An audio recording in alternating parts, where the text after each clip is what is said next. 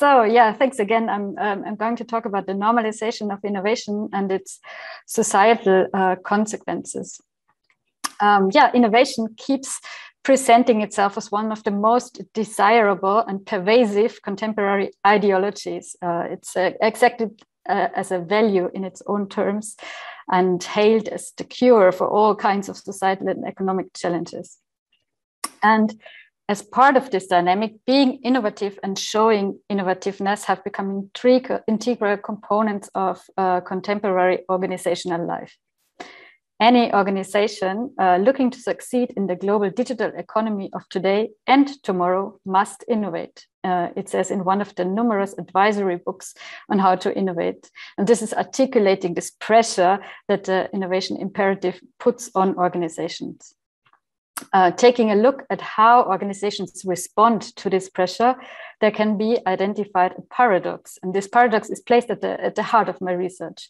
So on the one hand, innovating is tightly entangled with the romantic ideals of creativity and originality. And this is expressing, for instance, in the cult of single innovators, their portrayal as hyper-muscular entrepreneurs or their celebration as superheroes. Moreover, it's expressing or getting tangible in the public devaluation of copycats, or more generally, imitation as practice. We cannot copy, we have to find our own way. Welcome to business as unusual. It's said, for instance, in the launching commercial for Siemens's startup hub Next 47. So while innovating is so tightly related to creativity and originality, there can be witnessed a broad range of tendencies of imitation and normalization when it comes to the ways in which organizations deal with the uncertainty as posed by innovation. And this process, DiMarco and Powell regarded as isomorphic processes. It's a bit of a difficult word, but put in a nutshell, this means that actors make their organizations increasingly similar as they try to change them, or as in this case, as they try to innovate.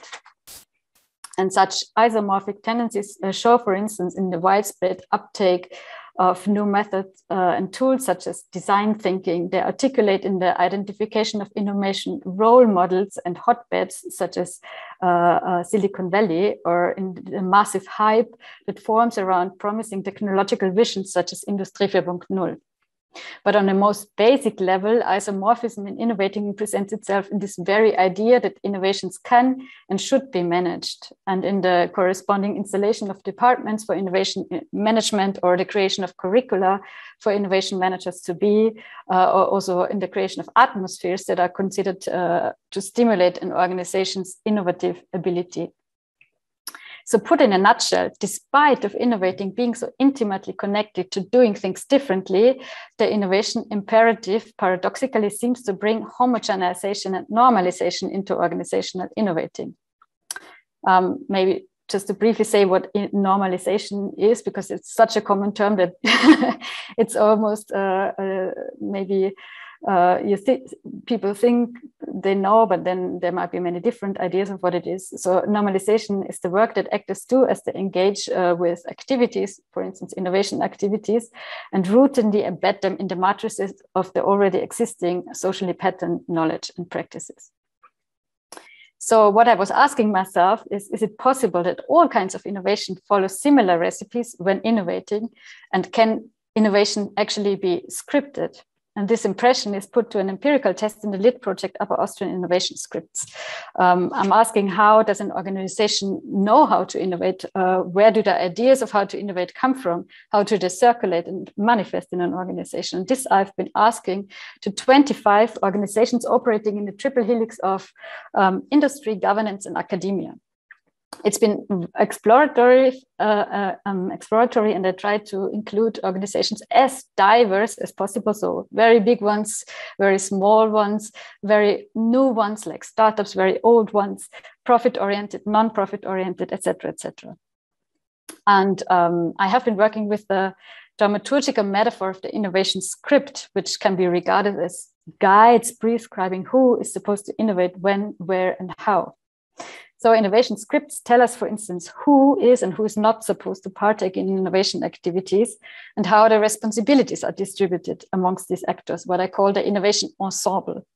So typical members of an innovation ensemble would be, for instance, consultants, ghosts from the past, managers, pioneers, gurus, futurists, etc.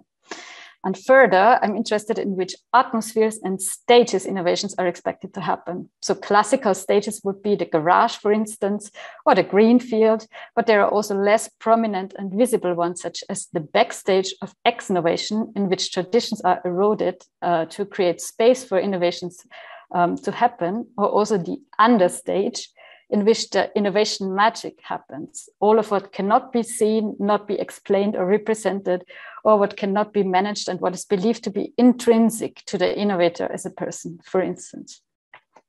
Yeah, and I would take this as an opportunity to share a few preliminary insights with you.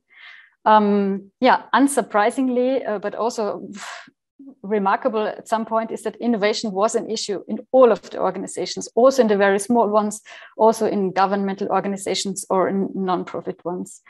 And innovation is, if not much more, at least a component of an organization's image. And this gets expressed in this quote: innovation is not really a term that we are reflecting upon all the time, I have to admit. We are using it frequently because we know that it is a term that funding agencies want to hear.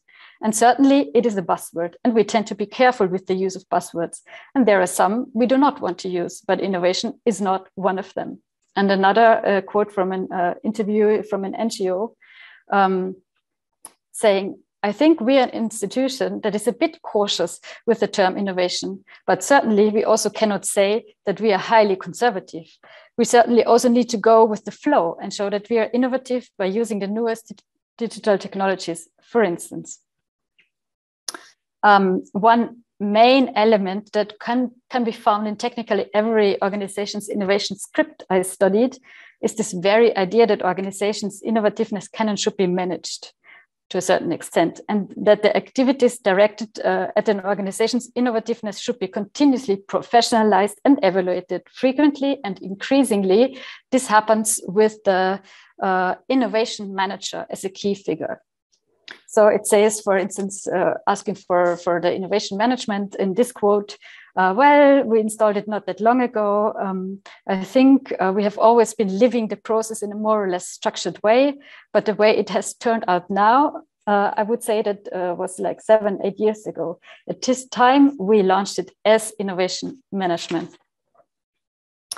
And in another one, similar one, there has been an innovation management at our company since 2005.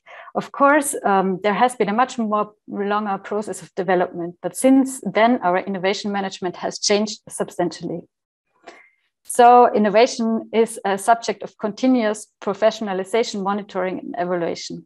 And this also has been enforced by meta organizations. One interview says, for instance, when it comes to innovation management, there used to be the need to explain why does one need an innovation manager? And this whole idea that you have a person in the organization who is responsible for innovation, that has developed in the last 15 years. I'm also surprised today how fast things can change. Before, there was the need to preach, take this innovation manager.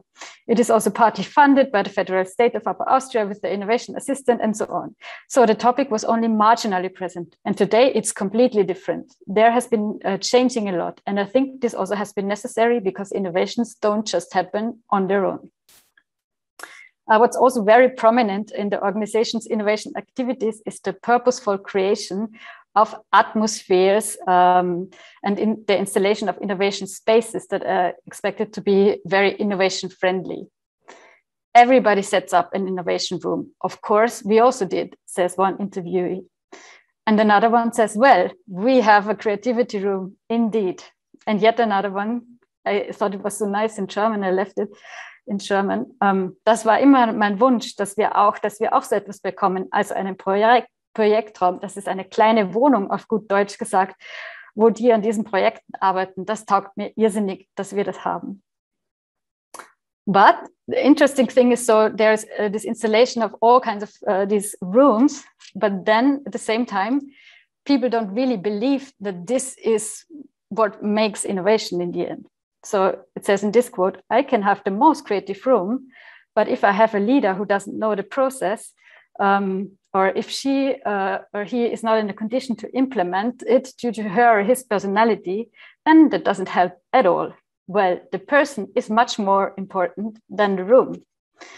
And an interviewer working as an innovation consultant says, there are wonderful examples for innovation rooms in Upper Austria that all do not work, but everybody wants to have them.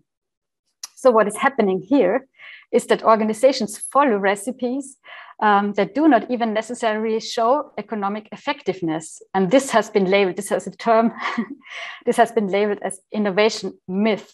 And it is described very well in this book. You can see on the right, these are organizational structures that have become associated with innovation and the enhancement of organizational creativity, and organizations adopt them not necessarily because of the actual productivity effects, but because of the mythical promise to deliver such effects. Well, what lies at the core of my research is potentially even less the economic productivity effects, but, and this is often not so present in the discourse on innovation, the societal effects that might come with the normalization of innovation processes, or also the imitation of innovation recipes of others to reduce the uncertainties that always accompany innovation processes. So if organizations of various types follow similar innovation scripts, these turn into powerful means for societal change, or also the reproduction of societal orders. So scripts prescribe which actors are supposed to partake in innovation activities and which actors get excluded from them. They reproduce ideas about which places can be recognized as innovation hotbeds and which ones remain innovation blank spots. So accordingly, the scripts come with inclusion and exclusion mechanisms with regard to the processes of societal renewal. And these are in turn also impacting on the sort of innovation that can be imagined and created. Related to this, two innovation scholars qualify the obligation of being innovative at universities as a form of organized violence, as they call it. They criticize the romanticization of innovation and the portrayal of innovation as something undoubtedly progressive and urgent. Moreover, they highlight that the doing of innovation often remains the doing of power. So all of this makes me also think about the roles and the responsibilities of the innovation scholar. And ja, weil halt diese Innovationsforscher in der Regel nicht nur reine Professorinnen sind, sondern immer auch eine Beratungstätigkeit haben. So this is what an interviewer said. There are many innovation scholars who assume this double role of being, of course, analysts of innovation processes, but also consultants.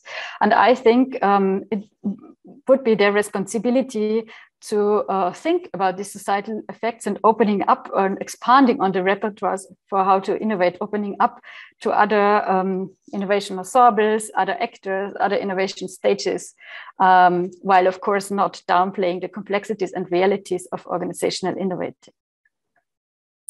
So while analyzing contemporary innovation dynamics is, of course, one part of the research portfolio, the focus on societal effects and not only the economic ones could become the other part. And yeah, one attempt of doing so was the participatory performance enacting innovation that was staged at last year's Ars Electronica Festival. And it was a participatory play on and with the contemporary innovation imperative and descriptiveness of organizational innovating. And it was an attempt of combining interdisciplinary research on innovating with the playful creation of spaces for the possibility of reimagining innovation. Yeah, but this would be the topic for the next lit talk.